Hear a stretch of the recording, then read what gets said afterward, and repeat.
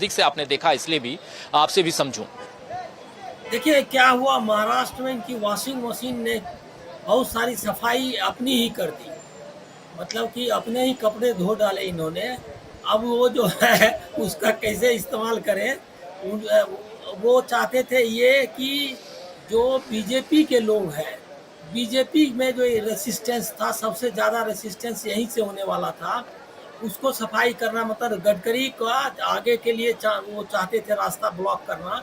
इसीलिए उन सारे इक्वेशन उन्होंने बदल डाले और उन्होंने अपनी पार्टी को, फडणवीस को उप मुख्यमंत्री बना दिया।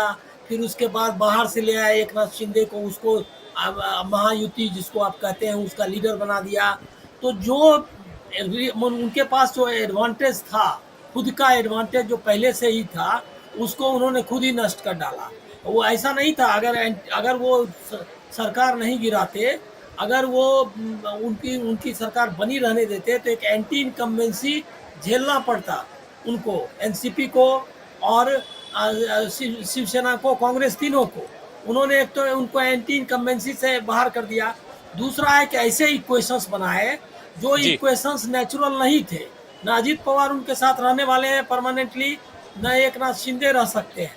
तो वो भी नहीं था कि कोई एक नेचुरल अलायंस हो।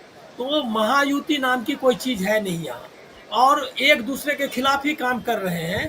ये भी लोगों को अंदाजा है। मैं आपको बता दूं कि यहाँ पर जो वोट डालने गए थे पिछले बारामती में, तो जो कमल के समर्थक थे वो कमल चिन्ह नहीं था, इसलिए वोट डालने ही नहीं गए। तो इनका आपस में कोऑर्डिनेशन नहीं हो पाया है। दूसरा है क्या कि जिस तरह की मतलब जी। फेटी, जिस तरह से थक उबाऊ आ गए, उब गए हैं लोग नरेंद्र मोदी से। वोटिंग परसेंटेज महाराष्ट्र का कंसिस्टेंटली सबसे ज़्यादा कम रहा। तो वो भी ये दिखाता है कि एक विड्रॉल सिम्टम जो है यहाँ के लोगों में है, मतदाताओं में।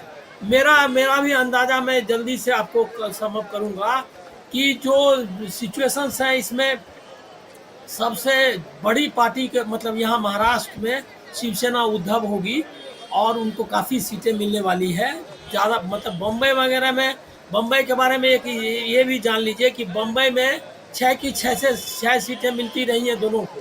मतलब पहले भी 2009 में मेरे ख्याल में 6 सीटें थी कांग्रेस के ये कांग्रेस के पास, और गठबंधन जो है। और जो 6 सीटें इधर थी, क्या कहते हैं, 2014 में बीजेपी के पास। इसके पहले 5-1 था। राम नाईक यहाँ लगातार चुने जाते थे, बाकी 5 सीटें कांग्रेस जीतती थी। तो यहाँ पर उलट जाएगा पूरा, जो 6 है, 6 में 6। जी। और वहाँ जो ठाणे की 2 सीटें हैं, कल्याण और ठाणे, वो दोनों सीटें भी उनकी जाने वाली है, इसका पूरा अंदाजा है। तो समझ लीजिए कि 8 तो ये क्लियर कट विन दिख रहा है जो अभी के फेज में। और बाकी सब मिला के 30 से 35 वाला जो है, मतलब दावा, उसमें मुझको सच्चाई दिखती है। राजनीति में क्या कुछ होने जा रहा है, ये सबकी निगाहें टिकी हुई हैं, इसलिए भी क्योंकि महाराष्ट्र का चुनाव परसों समाप्त हो जाएगा, कल चुनाव प्रचार समाप्त हो जाएगा और सोमवार को यहाँ का चुनाव पूरा पैक हो जाएगा। और इसके बाद महाराष्ट्र पर नजरें निगाहें जो हैं टिकी इसलिए भी रहेंगी क्योंकि 48 सीटें हैं, कम नहीं होती हैं 48 सीटें। इन 48 में से 41 सीटें एनडीए जीत कर आई थी 2019 में, लेकिन 2024 क्या 2019 की तरह है, ये बहुत दिलचस्प है ये समझना। लेकिन उससे पहले चर्चा आगे बढ़ाऊं और अनिल सिन्हा साहब आपके पास आना चाहता हूं। अनिल जी, कैसे देखते हैं आप ओवरऑल, अब 5वें चरण का मतदान सामने है और इस चुनाव को की दिशा क्या अभी तक आपने अपने विश्लेषणों के आधार पे तय मान लिया, तय उस लाइन में आप लेके जा पाए हैं अभी तक कि हाँ ये चुनाव जो है वो अब पैक हो चुका है? मुझको लग रहा है कि वो हो गया करीब करीब, जो अब चौथे फेज के बाद से जो लग रहा है कि पूरा पैक हो गया है। और नैरेटिव बनाने में नाकाम रही है बीजेपी। और मोदी जी के साथ एक और बड़ी दिक्कत हो गई। आप देखिए क्या है कि जरा ऑप्टिक्स भी देखिए। अखिलेश हैं, मतलब उनका इलाज देखिए। ये क्या कहते हैं, जो उनके गठबंधन के सहयोगी हैं, इंडिया गठबंधन के, राहुल गांधी कहीं जाते हैं, तेजस्वी हो या जी। अखिलेश हो, उधर स्टाइलिंग देखिए।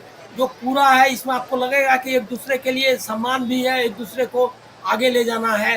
तो जो स्ट्रक्चरल है यूनिटी वो तो है ही, साथ में एक तरह से इमोशनल तरह का बॉन्डिंग भी दिख रहा है। इन लोगों को लग रहा है कि हम एक दूसरे की मदद करें।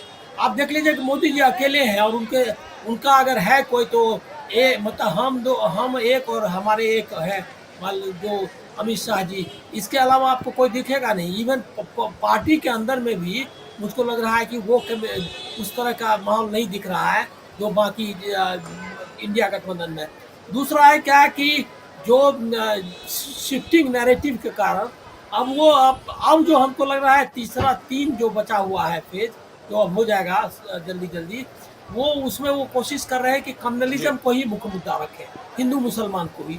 और वो मुद्दा देखिए कि उसका कितना असर था, इसका अंदाजा आप लगा सकते हैं कि जब राम मंदिर वाले मामले को लेकर के इतना हाइप बनाया और उसको कर रहे हैं, उसको बार बार रिवाइव कर रहे हैं।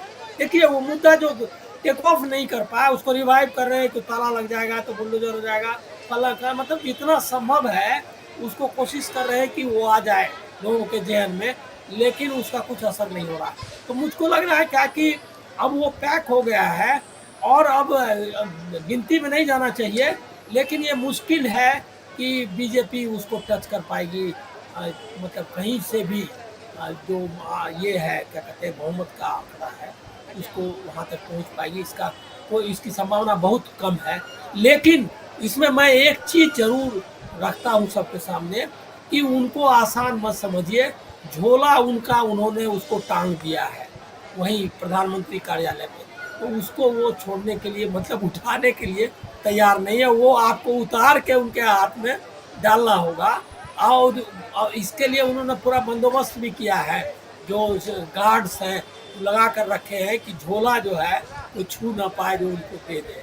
तो इसीलिए वो इतना आसान नहीं होगा। हर तरह का आप देखेंगे जो भी है मतलब बेईमानी और जो है उसको करने से वो चूकेंगे नहीं, इसका ऑलवेज ख्याल रखना चाहिए। हम लोगों को भी लोगों को इसके लिए आगाह करना चाहिए कि अगर ऐसी स्थिति आती भी है तो वो जाने के लिए नहीं तैयार है बहुमत नहीं मिलने पर भी, तो उनको अमेरिका वाली स्थिति पैदा करने ना दिया जाए उसको। ट्रंप जिस तरह से नहीं जाना चाहते थे और अंतिम दम तक उन्होंने कोशिश की कि बने ही रहे वहाँ, तो वो उसको आपको करना पड़ेगा, उसको रेसिस्ट करना पड़ेगा।